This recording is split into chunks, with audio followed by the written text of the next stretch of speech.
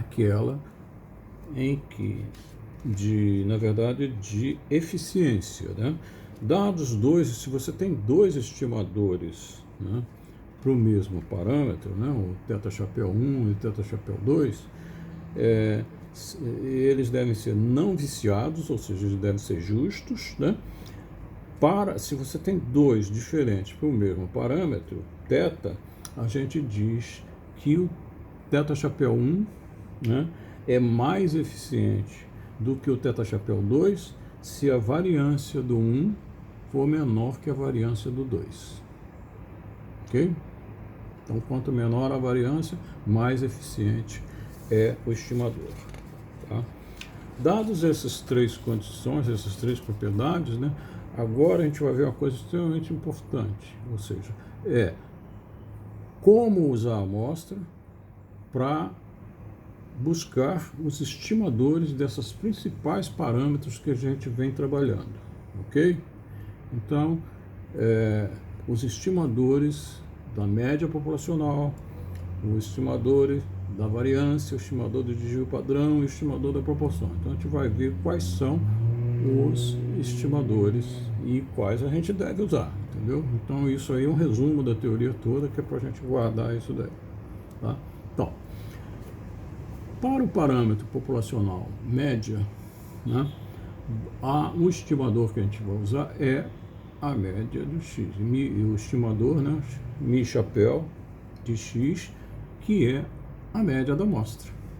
Então, basta somar os valores da amostra e dividir por n, então eu tenho uma estimativa, né, usando esse estimador para o parâmetro populacional média.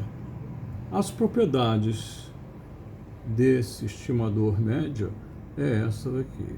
Ele é justo e é consistente. Tá bom?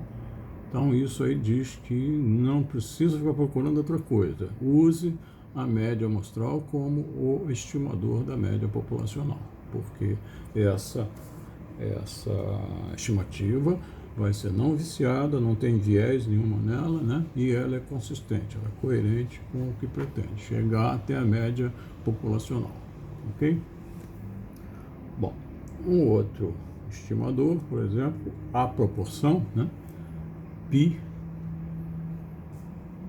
da variável, uma proporção qualquer que você queira, então vai ser o quê? A frequência amostral daquela característica que você está buscando conhecer, a proporção, né, dividido por n.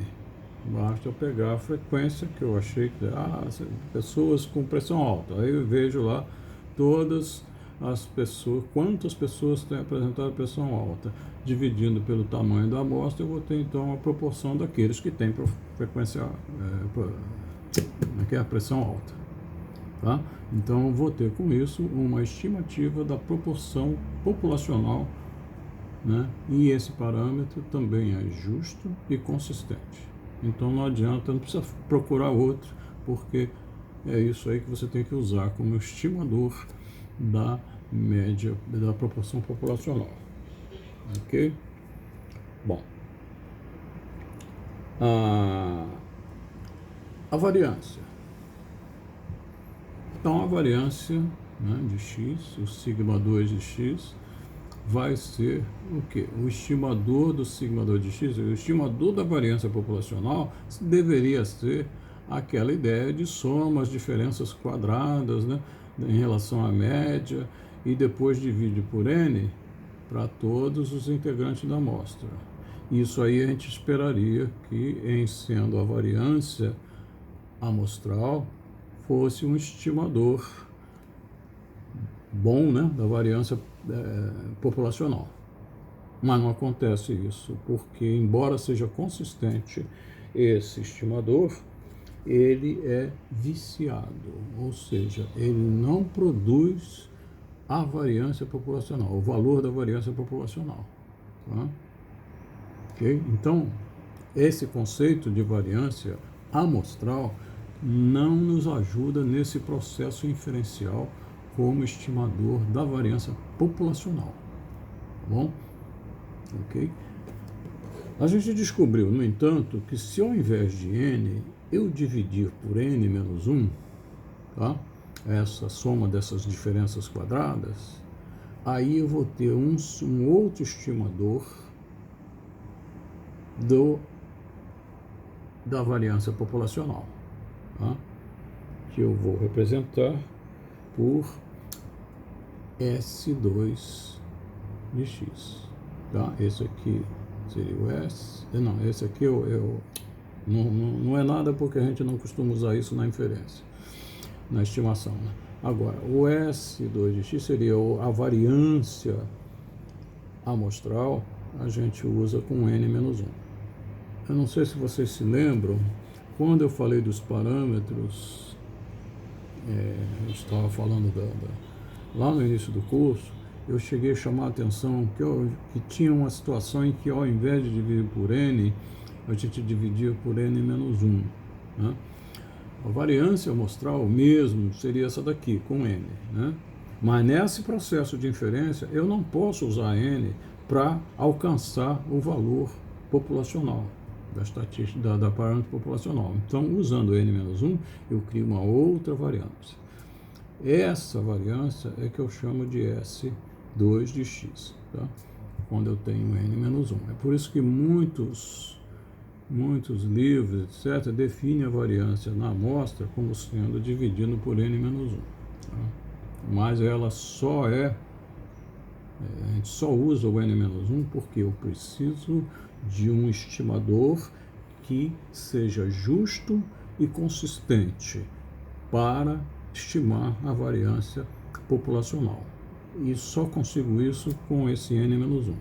Então, agora, como eu nunca vou usar aquilo lá, eu passo a chamar isso aqui de variância amostral, ok? Mas eu tenho consciência de que o conceito de variância mesmo é a média dos quadrados dessas diferenças, ok? Então, quando eu precisar estimar a variância populacional, eu vou usar essa segunda aqui, ok? Bom, além disso, o desvio padrão. O desvio padrão a gente sabe que é a raiz quadrada da variância, não é isso? Então, vou ter a mesma coisa com relação ao desvio padrão. Ele vai ser, se eu dividir por n, né, raiz quadrada dessa coisa toda que está aqui em cima, eu chegaria a um estimador do desvio padrão. Mas ele não é justo, né? Ele é viciado, embora seja consistente. Tá? Já que isso aqui a raiz quadrada disso também vai ser. Então, se for com n menos 1, eu vou ter um estimador do desvio padrão populacional sendo justo e consistente. E esse desvio padrão eu vou chamar de S de x, que eu estou na amostra. Tá? Ok? Então, são essas as informações que eu queria passar sobre quais são os estimadores, quais são os estimadores que a gente usa para estimar esses parâmetros populacionais. E aqui tem 4, né? Média, a proporção, a variância e o desvio padrão. Ok? Então, eu vou dar um tempo aqui agora e vou passar para outra sequência, né? Para que a gente possa continuar isso.